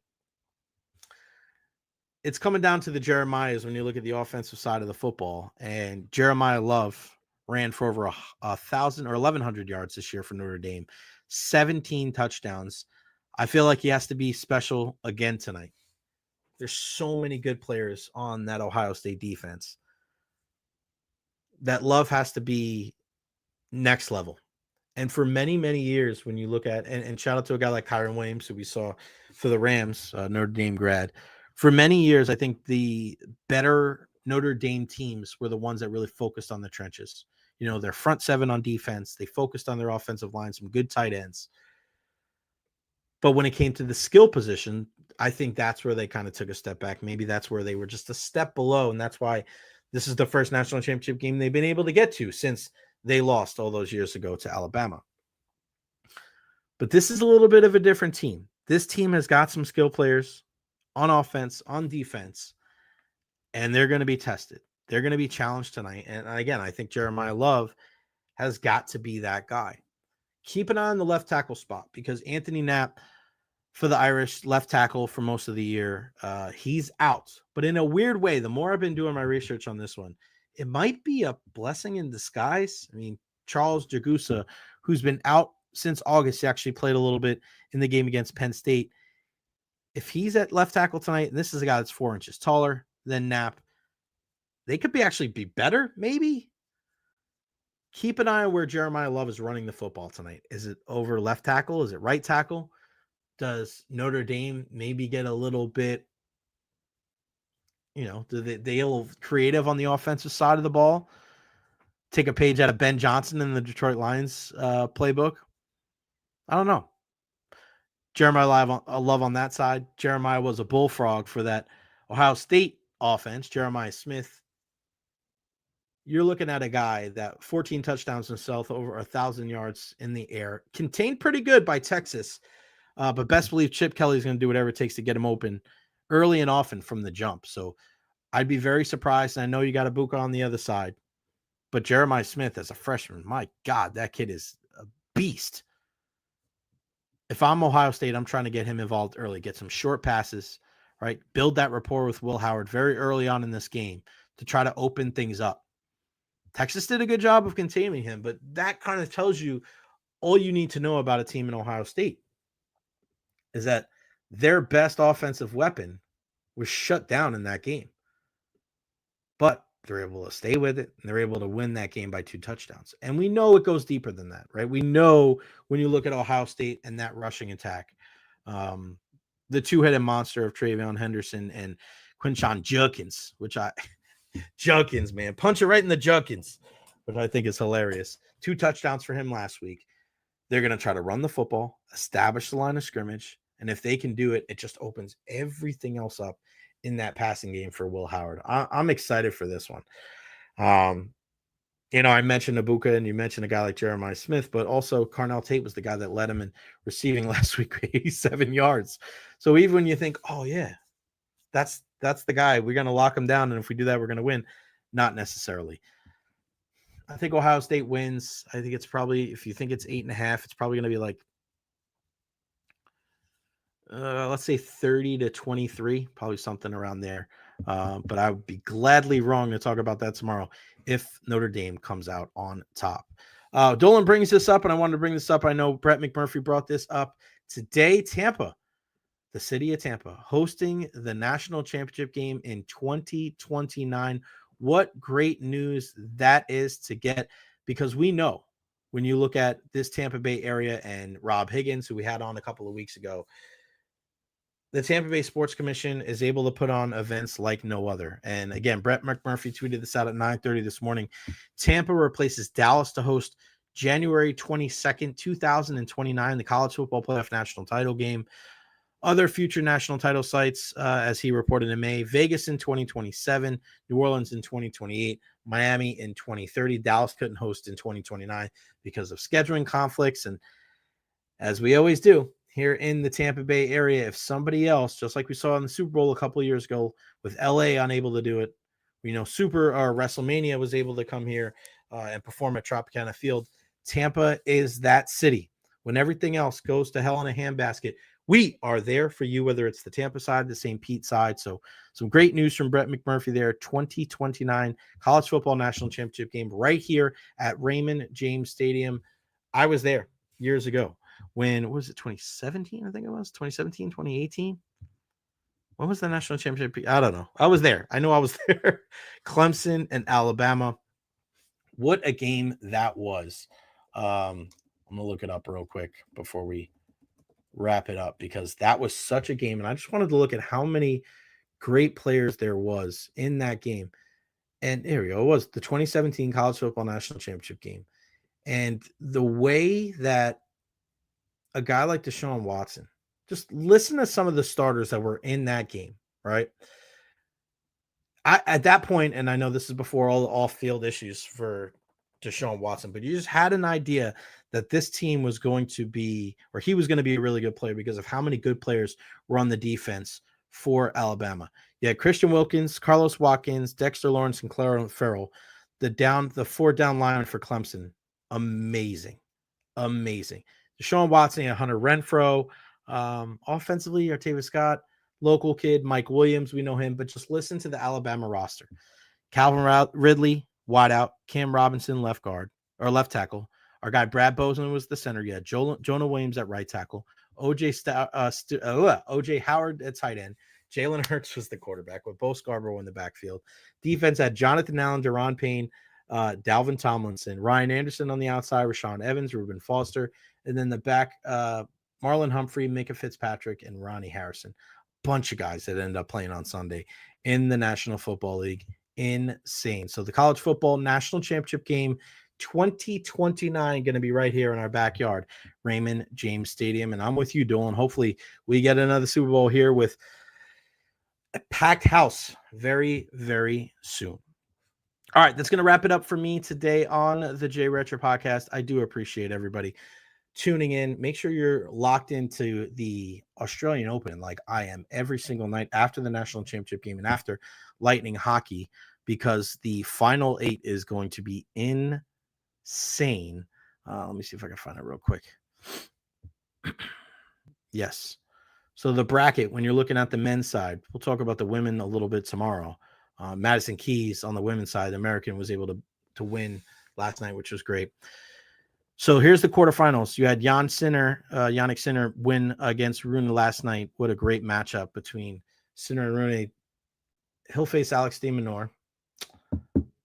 That's one quarterfinal. And then you have the American Ben Shelton from the Gators, who beat Gael Monfils, who retired in that match. The 38-year-old ran out of gas. And Senego beat Lerner Tien, another American. So hopefully Ben Shelton, the 21 seed, can avenge that loss. The biggest matchup in the quarterfinals, which should probably be a final matchup, is Novak Djokovic against Carlos Alcaraz. It's at 4:30 tomorrow. Yeah, tomorrow. So wake up early and watch that one. And then Tommy Paul and Zverev, another American, and Tommy Paul winning his 4th round matchup, 6-1, 6-1, 6-1 against Davidovich Fokina. And Zverev coming off a 4-set match there. So 2 of the 8 quarterfinalists from the U.S. We'll be keeping an eye on that as well. And while we're here, why not mention the women quarterfinals? Come on now. Sabalenka, the number 1 seed, against Pavlyuchenkova, the 27 seed. That's going to be at 3 a.m. You got Coco Gauff in there against Badosa. So we're cheering for Coco. 3 of the 4 quarterfinals have an American woman in there. Svitolina will face Madison Keys, who won last night against Rybakina, which she won the first set 6-3, lost the second one 6-1. Started wondering what is going on, and she found a way in that 3rd set to win. So the 19th seed Madison Keys against Svitolina, and then probably the toughest quarterfinal matchup for our girl Emma Navarro. She plays Iga Swiatek, the number 2 seed, but in my mind still the number 1 female player in the world. She won 6-love, 6-1 in her 4th round matchup. So keep an eye on that. That's the big one. Midnight in 2 days. Cheering on our U.S. girls, man. 7:30 tonight, though, Coco Gauff. So keep an eye on that. Hopefully she can advance to the semifinals with a win over Badosa. All right. Follow me on all social media platforms: Facebook, YouTube, Twitter, Twitch, TikTok. I am everywhere. A big thank you to our guy Ian Beckles joining us on the program. We have some other guests coming up this week, including Rob Mahdi, Eric Erlinson, Eddie Encina, and a whole lot more. So everybody be safe. Have a wonderful rest of your Monday. And as always, go Bolts. We'll see you tomorrow right here at noon, right here on the Jay Recher podcast. I am gone.